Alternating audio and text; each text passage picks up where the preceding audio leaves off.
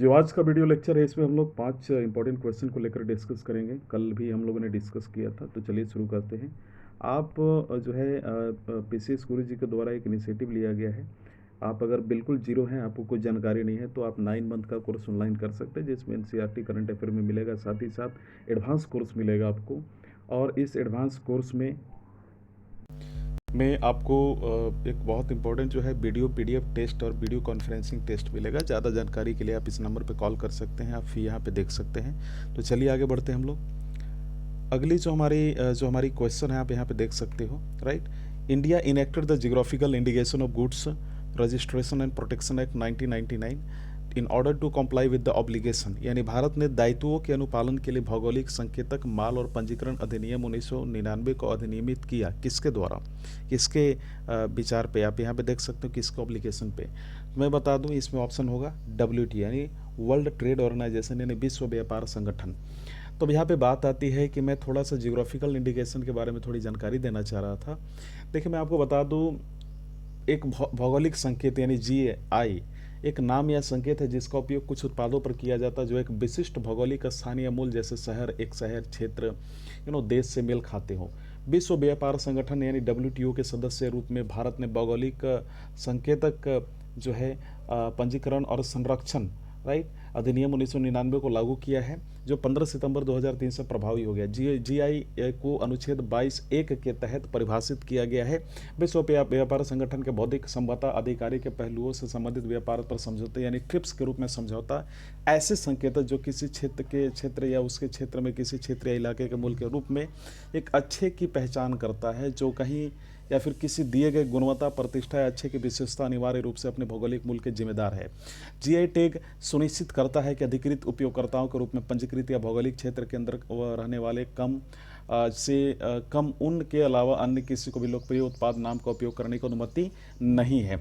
2004-05 में दार्जिलिंग चाय भारत का पहला GI टैग उत्पाद बन गया। ये नीचे सूचीबद्ध, हम लोग जब डिस्कस करेंगे उसके बारे में भी देखेंगे हम लोग, राइट। तो कर्नाटक को सबसे ज़्यादा GI टैग मिलते हैं। बिजनेस स्टैंडर्ड यानी 11 अप्रैल 2008 तक GI टैग इन इंडिया की अगर मैं बात करूं तो भौगोलिक संकेत रजिस्ट्री बौद्धिक संपदा कार्यालय चेन्नई में, जो कि 28 दिसंबर 2003 को लिया गया 13 को लिया गया था। तो जो पहला है दार्जिलिंग चाय, जो सबसे पहले जो मिला था, पश्चिम बंगाल कृषि का प्रकार है। अन्नर नमुल्ला कन्नड़ी, जिसको हम बोल सकते हैं हस्तशिल्प, केरला है, केरला से बिलोंग करता है। और साथ ही साथ एक बहुत इंपॉर्टेंट ध्यान देना है कि जो अगला है पोचमपल्ली इक्कत हस्तशिल्प है तेलंगाना, सलेम कपड़े हस्तशिल्प तमिलनाडु, चंदेरी साड़ी हस्तशिल्प मध्य प्रदेश, सोलापुर चादर हस्तशिल्प महाराष्ट्र, बिहार का काम यानी खटवा हस्तशिल्प बिहार, भागलपुर सिल्क से यानी हस्तशिल्प बिहार से, बिहार के सिक्की ग्रास उत्पाद हस्तशिल्प बिहार, शाही लीची कृषि बिहार यानी मुजफ्फरपुर, कटरानी चावल कृषि बिहार, ये चीज़ आपको ध्यान देना है। साथ ही साथ जर्दालू आम कृषि बिहार, मगही पान बेताल कृषि बिहार, पच्चमपल्ली इक्कत कपड़ा तेलंगाना, सलेम कपड़े मैंने बता दिया, पय्यन्नूर पवी धरा वल्लय हस्तशिल्प केरला, चंदेर साड़ी हस्तशिल्प मध्य प्रदेश, सोलापुर चादर हस्तशिल्प महाराष्ट्र, सोलापुर तेरी तोलिया हस्तशिल्प महाराष्ट्र, कोट पैड हैंडलूम कपड़े जिसको बोल सकते हैं हस्तशिल्प ओडिशा। ये चीज़ आपको ध्यान देना है। और साथ ही साथ मैसूर सिल्क हस्तशिल्प कर्नाटका, कोटा डोरिया हस्तशिल्प राजस्थान, मैसूर अगरबत्ती निर्मित कर्नाटका का है, कांचीपुरम रेशम हस्तशिल्प तमिलनाडु, भवानी जमाकल्लम हस्तशिल्प तमिलनाडु। ये चीज़ आपको ध्यान रखना है। साथ ही साथ नवारा चावल कृषि केरला, मैसूर अगरबत्ती मैंने बता दें, कुल्लू सालू हस्तशिल्प हिमाचल प्रदेश, बिद्री वेयर हस्तशिल्प कर्नाटका, मंदुरु सुंगड़ी हस्तशिल्प तमिलनाडु, उड़ीसा इकत हस्तशिल्प ओडिशा, चन्नपट्टना खिलौना और गुड़िया हस्तशिल्प कर्नाटका, मैसूर रोजवुड इनले जो कि कर्नाटका से, कांगड़ा चाय हिमाचल प्रदेश, कोयम्बटूर वेट ग्राइंडर तमिलनाडु, फुलक्करी पंजाब हरियाणा राजस्थान, श्रीकालहस्ती कलमकारी आंध्र प्रदेश, मैसूर चंदन का तेल कर्नाटका, मैसूर सैंडल साबुन कर्नाटका, कसूती कढ़ाई कर्नाटका, मैसूर पारंपरिक पेंटिंग कुर्ग ऑरेंज। साथ ही साथ ये ध्यान देना है मैसूर बैताल का पत्ता, नंजन गुड़ केला सब कर्नाटका से है, पलक्कड़न मटका चावल केरला से, कोडामपल्ली बोमल्लू जो कि आंध्र प्रदेश से है, Kashmir pashmina Jammu and Kashmir, Thanjavur painting Tamil Nadu, right. Kashmir Sujani शिल्प जम्मू एंड कश्मीर, मालाबार पेपर जो कि अभी विलय हो गया है आवेदन संख्या 56 के तहत, केरला, कर्नाटका, तमिलनाडु, इलाहाबाद सुरक्षा अमरूद, कृषि उत्तर प्रदेश, कानी साल जम्मू कश्मीर, नच्छी कंथा पश्चिम बंगाल, ये ध्यान देना आपको। करीमनगर सिल्वी फिलागरी तेलंगाना, अल्लेपी कोयर केरल, असम का मुगा सिल्क असम का मुगा सिल्क जो कि लोगों के लिए असम, केरल के पीतल के बने नारियल के खोल शिल्प और केरल के पेंच पाइन शिल्प, और पलक्कड़ का मदालम ये केरला से, मैसूर का गंजीफा काट कर्नाटका से, नवलगुंद मरता कर्नाटका से, कर्नाटका कैंसन वेयर कर्नाटका, तंजावुर आर्ट प्लेट तमिलनाडु, ये चीज़ आपको ध्यान देना है। सवामी मल्लई कांस्य प्रतीक और नाइगर कोल के मंदिर के आभूषण तमिलनाडु, जयपुर को ब्लू पोटरी और मोलेला किले काम का राजस्थान की काठपुतली भी, मैसूर मल्लिगे, उड़ीप मल्लिगे, हदगाली मल्लिगे ये कर्नाटका के हैं, ये ध्यान देना में बहुत इंपॉर्टेंट है। एलेपी ग्रीन इलायची जो कि ये ध्यान देना है आपको कि ये बहुत इंपॉर्टेंट है, केरला से इलक्कल साड़ी, मलक्कन मरु साड़ी, कुर्ग हरी इलायची जो है कर्नाटका से है, चंबा रुमाल हिमाचल प्रदेश, धरवाड़ा पेड़ा कर्नाटका से है, ये चीज़ आपको ध्यान देना है। और पोकली चावल केरला, बस्तर लौह शिल्प छत्तीसगढ़, बस्तर ठोकरा छत्तीसगढ़, बस्तर लकड़ी का शिल्प छत्तीसगढ़, पिपली अपलक काम उड़ीसा, कोणार्क पत्थर की नक्काशी Orissa Pattachitra Orissa, Budithi bell and brass metal craft Andhra Pradesh, Machilipatnam Kalamkari Andhra Pradesh, Nirmal खिलौने के शिल्प तेलंगाना, अरनी सिल्क तमिलनाडु, कोई Kora cotton sari Tamil Nadu, Salem silk east India leather Tamil Nadu, ये सारी चीज़ें जो हैं मैंने इसके बारे में बता दी। टोटल जो है आपको ये ध्यान देना है कि टोटल अभी तक जियोग्राफिकल इंडिकेशन जो मिला है, आप इसको जो है इसकी लिस्ट में आपको प्रोवाइड करवा दूंगा जो बहुत इंपॉर्टेंट है। इस टोटल अभी तक मैं बोलूं तो टोटल 600 700 जिसको 600 या 61 टोटल बोल सकते हैं जीआई टैग मिला है, तो उतना पढ़ने में काफ़ी समय लग जाएगा। तो चलिए हम लोग आगे डिस्कस करते हैं, हल्का फुल्का नॉलेज लेते हैं। सबसे पहले अंतर्राष्ट्रीय श्रम संगठन के बारे में जानते हैं जो कि बहुत इंपॉर्टेंट है, राइट। तो चलिए इसके बारे में कुछ जानकारियां लेते हैं। पहले मैं बता दूं कि अंतर्राष्ट्रीय श्रम संगठन अंतर्राष्ट्रीय आधार पर मजदूरों तथा श्रमिकों के हित की रक्षा के लिए नियम बनाते हैं। संयुक्त राष्ट्र की विशिष्ट संस्था है। 1969 में इसे विश्व शांति के लिए नोबेल पुरस्कार से सम्मानित किया गया। अंतर्राष्ट्रीय स्तर पर मजदूरों के अधिकार के लिए अंतर्राष्ट्रीय श्रमिक संगठन यानी ILO का गठन किया गया है। यह एक संस्था है जो संयुक्त राष्ट्र में उपस्थित है। अंतर्राष्ट्रीय स्तर पर श्रमिक मुद्दों को देखने के लिए स्थापित हुई है। पूरे 193 UN सदस्य राज्य के इसमें लगभग 187 सदस्य विभिन्न वर्गों के बीच में शांति प्रचारित करने के लिए, मजदूरों के मुद्दों को देखने के लिए, राष्ट्र का विकसित बनाने के लिए, उन्हें तकनीकी सहायता प्रदान करने के लिए वर्ष 1969 में इसे नोबेल पुरस्कार से सम्मानित किया गया था। इतना काफ़ी है। अगली जो हमें जानकारी लेनी है वो है अंतर्राष्ट्रीय मुद्रा कोष, जो कि हमें इसके बारे में जानना है। देखिए अंतर्राष्ट्रीय मुद्रा कोष जो है एक अंतर्राष्ट्रीय संस्था जो अपने सदस्य देशों के वैश्विक आर्थिक स्थिति पर नजर रखने के लिए काम करती है। यह अपने सदस्य देशों को आर्थिक और तकनीकी सहायता प्रदान करती है। संगठन अंतर्राष्ट्रीय विनिमय दरों की स्थिर रखने के साथ साथ विकास को सुगम करने में सहायता करता है। इसका मुख्यालय वाशिंगटन DC संयुक्त राष्ट्र में है और इसके संगठन के प्रबंध निदेशक डोमिनिक स्ट्रॉस हैं। डोमिनिक स्ट्रॉस, अब यहाँ पे आपको ध्यान देना है, यानी वाशिंगटन DC की मैंने बात की थी। 16 जुलाई 1790 पर अमेरिकी कांग्रेस ने उसका सृजन अनुमोदित किया था। यह कोई अमेरिकी राज्य का हिस्सा नहीं है। यह शहर मैरीलैंड राज्य से बनाया गया है।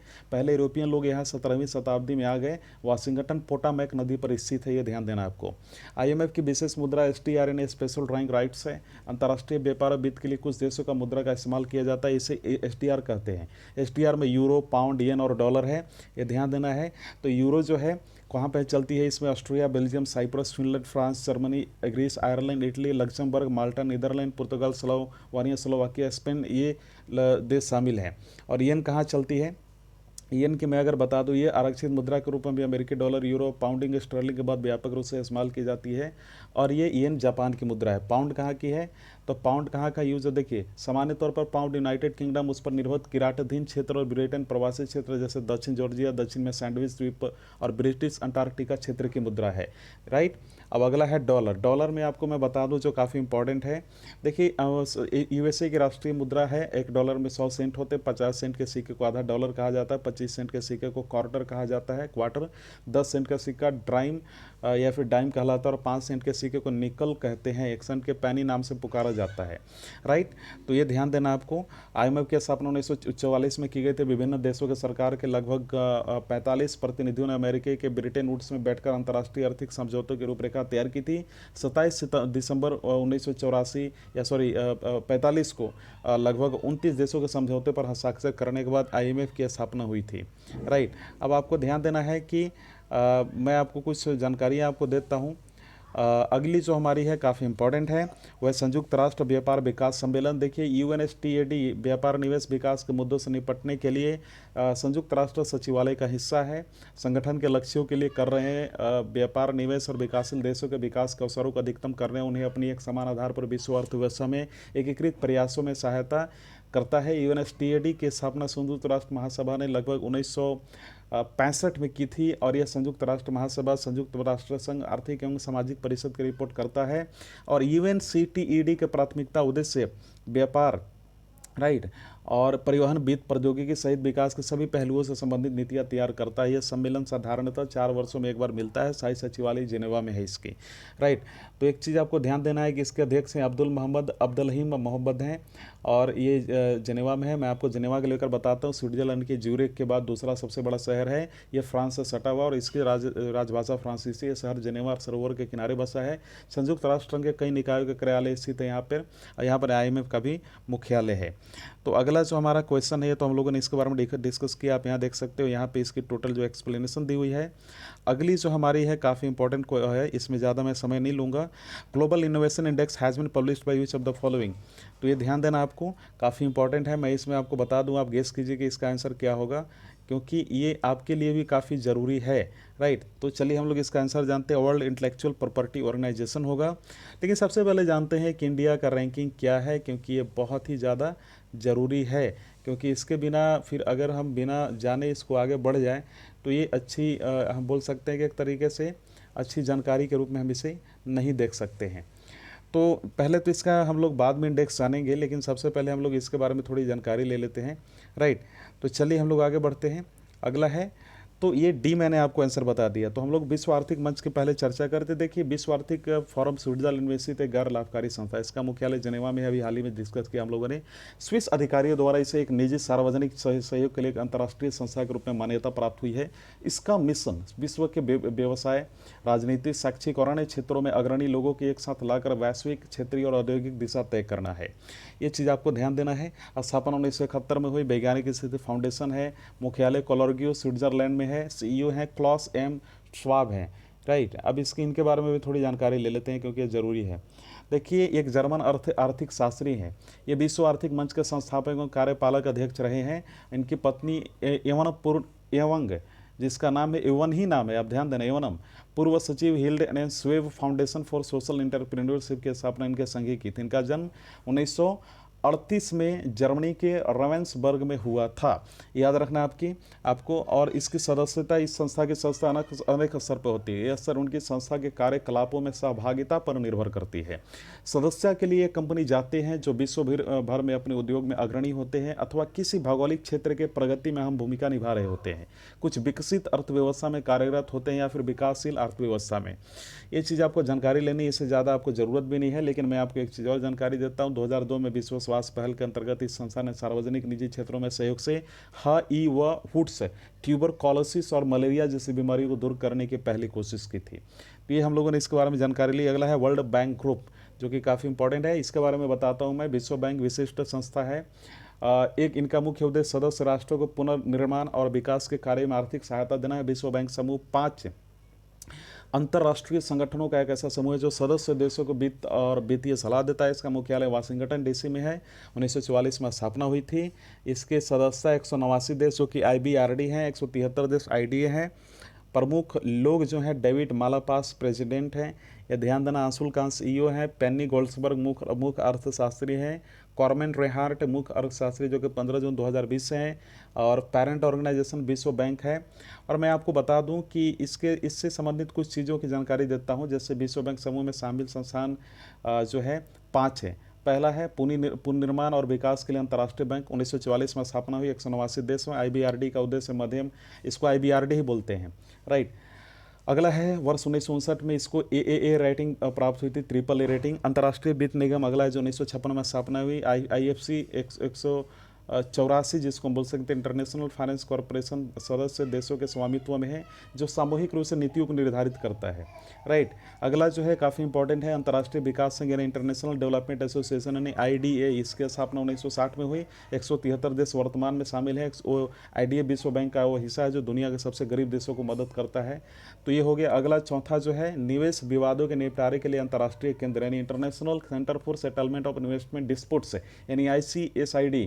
तो वर्ष 1966 में स्थापित ICSID के स्वायत्त अंतर्राष्ट्रीय संस्था है, और ये जो है एक बहुपक्षीय संधि है जिसे विश्व बैंक के कार्यकारी निदेशकों द्वारा तैयार किया गया है। अगला है बहुपक्षीय निवेश गारंटी एजेंसी यानी मल्टीलैटरल इन्वेस्टमेंट गारंटी एजेंसी यानी MIGA। 12 अप्रैल 1988 को विश्व बैंक समूह के नए सदस्य के रूप में MIGA की स्थापना हुई है। कानूनी तौर पर अलग और आर्थिक रूप से स्वतंत्र इकाई के रूप में व्यवसाय के लिए खोली गई MIGA में 179 देश सदस्य यानी 179 देश को हम बोल सकते हैं। तो इन सारी चीज़ों पे हम लोगों ने डिस्कस किया, राइट। और एक चीज़ और आपको जानना है, भारत विश्व बैंक समूह और भारत यानी भारत ब्रिटेन वुड्स में किए गए समझौते के मूल हस्ताक्षरकर्ताओं में से एक था, जिसने international bank for reconstruction and development IBRD और इंटरनेशनल मॉनेटरी फंड यानी अंतर्राष्ट्रीय मुद्रा कोष की स्थापना की। भारत वर्ष 1956 में IFC और 1960 में IDA के संस्थापक सदस्यों में शामिल था। भारत जनवरी वर्ष 1994 में MIGA का सदस्य बना है, लेकिन भारत ICSID का सदस्य नहीं है, आपको ध्यान देना है, राइट, बहुत इंपॉर्टेंट है। और वर्ष 1949 में भारतीय रेल को ऋण देने के साथ IBRD द्वारा भारत को ऋण देने की शुरुआत हुई तथा वर्ष 1959 में भारत में IFC और वर्ष 1961 में IDA द्वारा पहला निवेश एक राजमार्ग निर्माण परियोजना पर किया गया। तो ये सारी चीज़ें थी। अगला जो है United state chamber of commerce, इस बारे में है, तो चलिए इसके बारे में समझते हैं। United nation chamber of commerce जो है प्रेसिडेंट जो है सूजन P. क्लार्क हैं। 470 एम्प्लॉय हैं। पॉलिटिकल लॉबिंग है इसका, ये ध्यान देना है। इससे ज़्यादा इसको लेकर जानकारी भी नहीं रखनी है हमें। अगला जो है वर्ल्ड इंटेलेक्चुअल प्रॉपर्टी ऑर्गेनाइजेशन, इसके बारे में हमें थोड़ा जानकारी लेना था। विश्व बौद्धिक संपदा जो है, लेकिन ये विश्व बौद्धिक संपदा दिवस 2020 को मनाया गया है, ये ध्यान देना है आपको। यानी विश्व बौद्धिक संपदा दिवस नवाचार रचनात्मक को बढ़ावा देने में बौद्धिक संपदा अधिकारों, जिसमें पैटेंट, ट्रेडमार्क, औद्योगिक जिसे हम बोल सकते हैं, राइट, डिज़ाइन, कॉपीराइट की भूमिका के बारे में जागरूकता फैलाने के लिए मनाया जाता है। तो 26 अप्रैल 2020 को मनाया गया है विश्व बौद्धिक संपदा दिवस। विश्व बौद्धिक संपदा संगठन द्वारा बौद्धिक संपदा दिवस मनाया जाता है। विश्व बौद्धिक संपदा दिवस नवाचार और रचनात्मक को बढ़ावा देने में बौद्धिक संपदा अधिकारों, मैंने बता दिया कि भूमिका के बारे में जागरूकता फैलाने के लिए मनाया जाता है। इस दिन विश्व बौद्धिक संपदा संगठन यानी WIPO इस दिन को बढ़ावा देने के लिए विभिन्न कार्यक्रमों और गतिविधियों का आयोजन हेतु अलग अलग सरकारी एजेंसियों, गैर सरकारी संगठनों, सामुदायिक समूहों और व्यक्तियों के साथ मिलकर काम करता है। और ये मैं बता दूं, ये एक सबसे पुरानी एजेंसियों में से एक है संयुक्त राष्ट्र की। गौरतलब है कि WTO के संयुक्त राष्ट्र के 15वें बेसिस एजेंसियों में से एक है, जिसकी स्थापना 14 जुलाई 1968 को हुई थी। जिनेवा में मुख्यालय, स्विट्जरलैंड में। बौद्धिक संपदा की जानकारी के लिए विश्वसनीय वैश्विक संदर्भ स्रोत का काम करता है ये, और भारत भी इसका सदस्य है, और इसके द्वारा प्रसारित कई संधियों के लिए पार्टी है इसका, ये ध्यान देना आपको, बहुत इंपॉर्टेंट है। और 1999 में, अक्टूबर 1999 में WIPO की महासभा में एक खास दिन को विश्व बौद्धिक संपदा दिवस घोषित करने के विचार को मंजूरी दी थी। वर्ष 2000 में WIPO ने 26 अप्रैल को विश्व वार्षिक बौद्धिक संपदा दिवस के तौर पर मनाने और इस दिन बतौर व्यापार कानूनी अवधारणा के बौद्धिक संपदा के बीच मौजूद कथित अंतर को दूर करने और लोगों के जीवन में उसके महत्व को समझाने का फैसला किया। वहीं पर बहुत इंपॉर्टेंट पॉइंट है कि 26 अप्रैल को तारीख इसलिए चुनी गई क्योंकि वर्ष 1970 में इसी दिन विश्व बौद्धिक संपदा संगठन की स्थापना हुई थी। ये बहुत इंपॉर्टेंट है जो आपको समझना है। और अगली हम लोग यहाँ पे बात करेंगे, तो यहाँ पे हम लोग अभी डिस्कस कर रहे थे ग्लोबल इनोवेशन इंडेक्स के बारे में, राइट। तो ये हम लोगों ने इसके बारे में देखा भी था, लेकिन मैं आपको बता दूं ग्लोबल इनोवेशन इंडेक्स का जो है 2020 का लॉन्च हुआ था। भारत पहली बार टॉप 50 में शामिल हुआ। IIT और IIS जैसे संस्थानों ने बढ़ाया देश का मान। नई दिल्ली PTI के द्वारा भी ये इन्फॉर्मेशन आई थी। तो वैश्विक नवाचार सूचकांक में अगर मैं बात करूं तो भारत पहली बार शीर्ष 50 देशों में शामिल हुआ। भारत ने 4 पायदान की छलांग लगाई और 38वें स्थान पर पहुंच गया है। ये ध्यान देना बहुत इंपॉर्टेंट है। अगली जो है हमारे लिए काफ़ी इंपॉर्टेंट एक्सप्लेनेशन आप देख सकते हो। और अगला जो क्वेश्चन है, national initiative for development and harnessing innovation Nidhi programme is an initiative, यानी नए पहल और विकास नवाचारों कार्यक्रम के लिए पहले किसके द्वारा, ये ध्यान देना है, बहुत इंपॉर्टेंट जो है, मैं इसको क्वेश्चन के रूप में देख रहा हूँ। तो इसके बारे में चलिए जानकारी लेते हैं। तो इसका ऑप्शन कौन सा होगा, सी, यानी department of science and technology. अब इसके बारे में थोड़ी सी हम लोग जानकारियाँ लेते हैं काफ़ी डिटेल से। तो चलिए आगे बढ़ते हैं। जैव प्रौद्योगिकी विभाग, भारत सरकार, इसके बारे में जानते हैं। तो भारत में जैव प्रौद्योगिकी विभाग यानी डीबीटी, विज्ञान एवं प्रौद्योगिकी मंत्रालय के अधीन जैव प्रौद्योगिकी क्षेत्र के विकास के लिए शीर्ष प्राधिकरण है। इसके स्थापना देश में विभिन्न जैव प्रौद्योगिकी कार्यक्रमों और क्रियाकलापों की योजना बनाने वाले, संवर्धन करने और समन्वयन करने के लिए की गई है। राष्ट्रीय अनुसंधान प्रयोगशालाओं, विश्वविद्यालयों और विभिन्न क्षेत्रों में अनुसंधान बुनियादों जो जैव प्रौद्योगिकी से संबंधित है के लिए सहायता, अनुदान की सहायता प्रदान करने के लिए नोडल एजेंसी है। ये चीज़ आपको ध्यान देना है। और मैं इसके इतिहास के बारे में थोड़ी सी आपको जो नॉलेज दे दूँ। 1986 में विज्ञान और प्रौद्योगिकी मंत्रालय ने भारत सरकार के अंतर्गत बायोटेक्नोलॉजी विभाग की अलग की स्थापना करने से भारत में आधुनिक जीव विज्ञान और जैव प्रौद्योगिकी के क्षेत्र में विकास को नई शक्ति मिली है। राइट। मुख्य उत्तरदायित्व तो आपको जो है ये मेंस का है, इसके बारे में हम लोग डिस्कस नहीं करेंगे। लेकिन मैं आपको बता दूं कि जो है सार्वजनिक उपक्रम क्या है इसके। देखिए, जबकि विभाग में सार्वजनिक क्षेत्र के उपक्रम में जो प्रौद्योगिकी क्षेत्र के विकास के लिए कई कार्य रहते हैं, जैसे कि Bharat immunological and biological corporation limited Bhubaneswar, Bharat immunological and biological corporation limited के बारे में मैंने बता दिया, Indian vaccine corporation limited Gurgaon. तो हम लोगों ने इसके बारे में डिस्कस किया। अगला है अंतरिक्ष विभाग। देखिए, अंतरिक्ष विभाग भारत सरकार का एक विभाग है जो भारत अंतरिक्ष अभियानों के प्रबंधन से जुड़ा है। ये अंतरिक्ष की खोज से जुड़ी अनेक एजेंसियों के संस्थानों की देखरेख करता है। तो भारत अंतरिक्ष अभियानों की मैं बात करूँ तो भारतीय अंतरिक्ष कार्यक्रम डॉक्टर विक्रम साराभाई की संकल्पना है, जिन्हें भारतीय अंतरिक्ष कार्यक्रम का जनक कहा गया है। वह वैज्ञानिक कल्पना एवं राष्ट्रनायक के रूप में जाने गए। वर्तमान प्रारूप में इस कार्यक्रम की कमान भारतीय अंतरिक्ष अनुसंधान संगठन यानी इसरो के हाथ में है, यह ध्यान देना है। और इसके जो संस्था कार्यपालक हैं डिपार्टमेंट ऑफ स्पेस के एस किरण कुमार जो कि सचिव हैं, याद रखना है आपको। और इसको पहले ऊर्जा स्रोत मंत्रालय के नाम से जाना जाता था। अब department of science and technology के बारे में थोड़ी जानकारी लेते हैं। मैं बता दूं, विज्ञान एवं प्रौद्योगिकी जो है इसका अधिकार क्षेत्र भारत है। डॉक्टर हर्षवर्धन विज्ञान एवं प्रौद्योगिकी के मंत्री हैं। प्रोफेसर आशुतोष शर्मा इसका सेक्रेटरी हैं। और ध्यान देना आपको कि भारत सरकार का विज्ञान एवं प्रौद्योगिकी के नए क्षेत्रों में बढ़ावा देने के उद्देश्य से उन विषयों से संबंधित गतिविधियों के आयोजन एवं समन्वय के लिए स्थापित किया गया एक विभाग है। इसकी स्थापना मई 1969 में की गई थी। 79 में यह भारत में एक नोडल विभाग की भूमिका के लिए रूप में कार्य करता है। ये ध्यान देना, इसके बारे में मैंने आई थिंक डिस्कशन भी कर लिया। और अगला हम लोग देखते हैं परमाणु ऊर्जा विभाग यानी डिपार्टमेंट ऑफ एटॉमिक एनर्जी। गठन 3 अगस्त 1994 को हुआ था, यानी 1954 को। मैं लिख इसलिए नहीं रहा हूँ कि काफ़ी समय इसमें चला जाएगा। राइट। तो मुख्यालय मुंबई में है और कॉन्फिडेंशियल इसके कर्मचारी होते हैं। और इसके जो है डॉक्टर जितेंद्र सिंह राज्य मंत्री हैं इससे संबंधित। और एजेंसी कार्यपालक डॉक्टर KN व्यास जो कि सेक्रेटरी हैं और चेयरमैन भी है। इसकी जो पेरेंट ऑर्गेनाइजेशन है PMO है ऑफकोर्स। परमाणु ऊर्जा विभाग की स्थापना राष्ट्रपति के आदेश के माध्यम से 3 अगस्त 1994 को की गई थी। राइट। और साथ ही साथ इसका मुख्यालय मुंबई में। यह विभाग नाभिकीय विद्युत ऊर्जा के प्रौद्योगिकी विकास, विकिरण प्रौद्योगिकी के विभिन्न क्षेत्रों, कृषि, चिकित्सा, उद्योग, मूलभूत अनुसंधान आदि में उपयोग, मूलभूत अनुसंधान में संलग्न है। इस विभाग के अंतर्गत 5 अनुसंधान केंद्र, 3 औद्योगिक संगठन, 5 सार्वजनिक क्षेत्र के उपक्रम तथा 3 सेवा संगठन हैं। इसके अलावा इसके अंदर 2 बोर्ड भी हैं जो नाभिकीय क्षेत्र एवं इससे संबंधित क्षेत्रों में मूलभूत अनुसंधान को प्रोत्साहित करते हैं, उसके लिए फंड प्रदान करते हैं। परमाणु ऊर्जा विभाग 8 संस्थानों को भी सहायता देता है दोस्तों, जो अंतर्राष्ट्रीय स्तर पर सम्मानित है। ये ध्यान देना आपको, काफ़ी इंपॉर्टेंट है। इससे रिलेटेड जो संगठन है बहुत ज़्यादा लिस्ट है इसका, जैसे परमाणु ऊर्जा आयोग हो गया मुंबई में, नियामक बोर्ड संगठन हो गया जो कि परमाणु ऊर्जा नियामक बोर्ड भारत जो कि AERB मुंबई में है। और अनुसंधान तथा विकास संस्थान में बहुत सारे हैं, जैसे भाभा परमाणु अनुसंधान केंद्र, इंदिरा गांधी परमाणु अनुसंधान केंद्र, राजा रामन्ना प्रगत प्रौद्योगिकी केंद्र, परिवर्ती ऊर्जा साइक्लोट्रॉन केंद्र, भारत में स्थित न्यूट्रिनो वैद्यशाला, परमाणु खनिज अन्वेषण एवं अनुसंधान निदेशालय। इतना आता नहीं है, राइट, इसलिए मैं इसके बारे में ज़्यादा जानकारी नहीं देता हूँ, काफ़ी डेप्थ में मैं जा रहा हूँ। तो इसके बारे में हमने जानकारी ली। इसका आप एक्सप्लेनेशन देख सकते हो यहाँ पे। अगली जो है काफिला सिस्टम के बारे में थोड़ी सी जानकारी लेते हैं, राइट। तो काफिला system govern which of the following, ये चीज़ आपको गेस करना है, बताओ क्या आंसर होगा। मैं आपको 2 सेकंड का समय देता हूँ।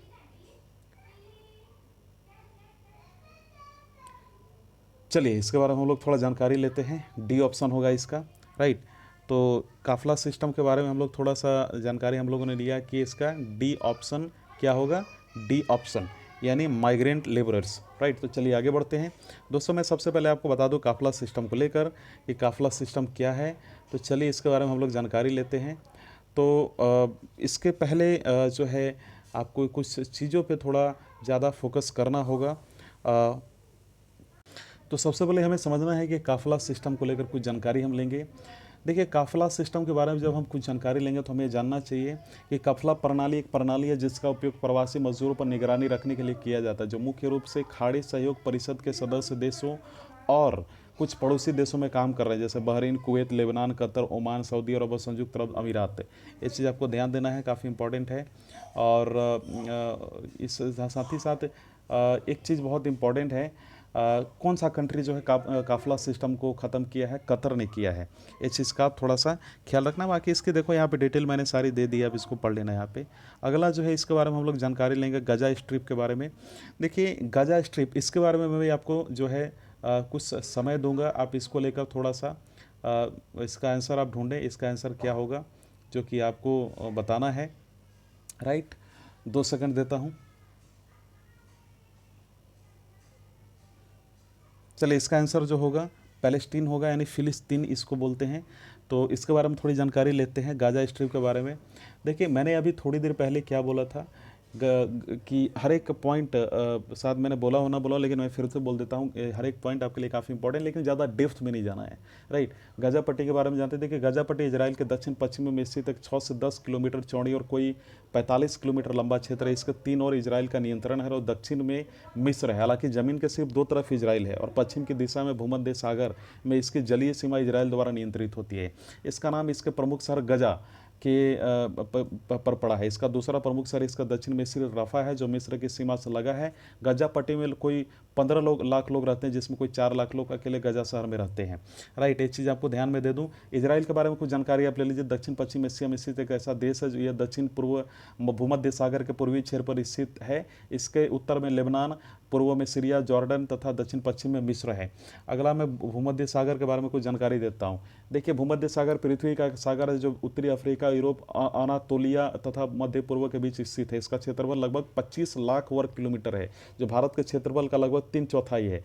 और प्राचीन काल में यूनान और अनातोलिया, कार्थेज, स्पेन, रोम, यरूशलेम, अरब जो है इसे मिस्र का सागर तथा मिस्र सागर कहते थे। और 1948 में जो है गजा पट्टी का जो है निर्माण शुरू हुआ था। इस क्षेत्र के संपूर्ण इतिहास के लिए इजराइल का इतिहास देखा जा सकता है। 1948 में इजराइल के निर्माण के बाद यहाँ बसे अरबों के लिए आर्मिस्ट्राइस रेखा बनाई, जिसके तहत गजा पट्टी में अरब जो सुन्नी मुस्लिम हैं रहेंगे तथा यहूदी इजराइल में रहेंगे। 1948 से लेकर 1967 तक इस पर मिस्र का अधिकार था। 1967 के 6 दिन लड़ाई में, जिसमें इजराइल ने अरब देशों को निर्णायक रूप से हरा दिया, इजराइल ने मिस्र से यह भी पट्टी छीन ली, जिसके बाद इस पर इजराइल का नियंत्रण हुआ है। अगला जो है अब हम लोग थोड़ी सी जानकारी लेते हैं इजराइल के बारे में। देखिए इजराइल वही कंट्री है जिसने अरब देशों को हराया था। हालांकि मैं बता दूं अभी इसके प्राइम मिनिस्टर हैं बेंजामिन नेतन्याहू है, राजधानी यरूशलेम में है, और राष्ट्रपति रूवेन रिवलिन है, मुद्रा इजरायली नई शेकेल है।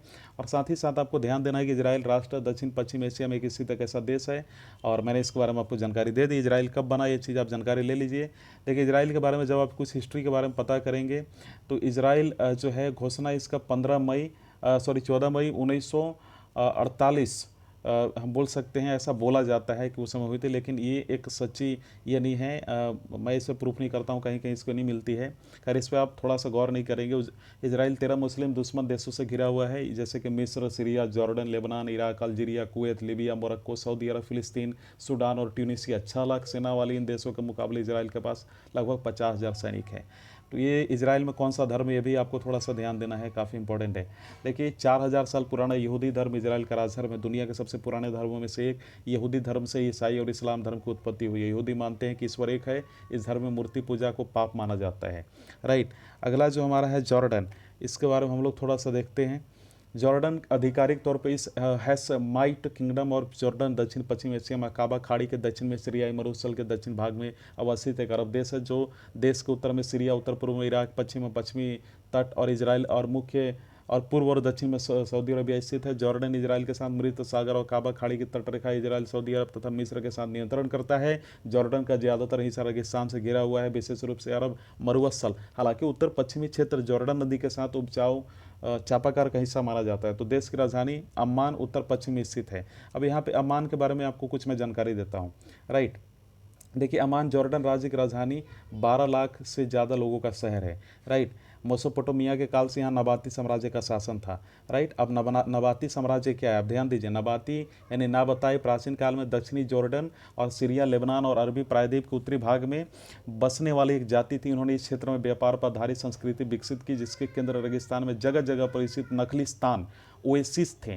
रोमन साम्राज्य के सम्राट बर्जनान ने नबाली इलाकों पर आक्रमण करके इन्हें अपने कब्जे में लिया था। उन्होंने ही अरबी लिपि का विकास किया, जिससे आधुनिक अरबी का लेखन आरंभ हुआ। दक्षिण में आदूम का साम्राज्य था। रिमन काल में कई स्वायत्त राज्य हुई। यहूदी विद्रोहों के दबाने के लिए इसको सीरिया फिलिस्तीन प्रांत का अंग बनाया गया। इसके बाद जॉर्डन नदी के पूर्वी तट पर पार्थियाई और बाद में तीसरी सदी में ईरानी ससानी साम्राज्य का अधिकार बना। अब यहाँ पे बात है कि भाई ये ससानी कौन है। देखिए ससानी ईरान के इतिहास में सबसे प्रभावशाली शासकों में से एक है। इनका स्थान ईरान में हाखामानी वंश के बाद सबसे सशक्त शासक वंशों में गिना जाता है। इनका उदय ईरान के दक्षिण में फ्रांस में हुआ था और ये वही राज्य है जिससे हकमानी शासकों का मूल स्थान माना जाता है। अगला जो है हमारा लेबनान है। लेबनान के बारे में हम लोग जानकारी लेते हैं। लेबनान आधिकारिक रूप से लुबनान गणराज्य और पश्चिमी एशिया में भूमध्य सागर के पूर्वी तट पर स्थित एक देश है। इसके उत्तर और पूर्व में सीरिया, दक्षिण में इजराइल स्थित है। भूमध्य बेसिन और अरब के भीतरी भाग के बीच में सेतु बने इस देश का इतिहास समुद्र और समृद्ध और मिश्रित है। यह भूमि फिनिशियानों की अति प्राचीन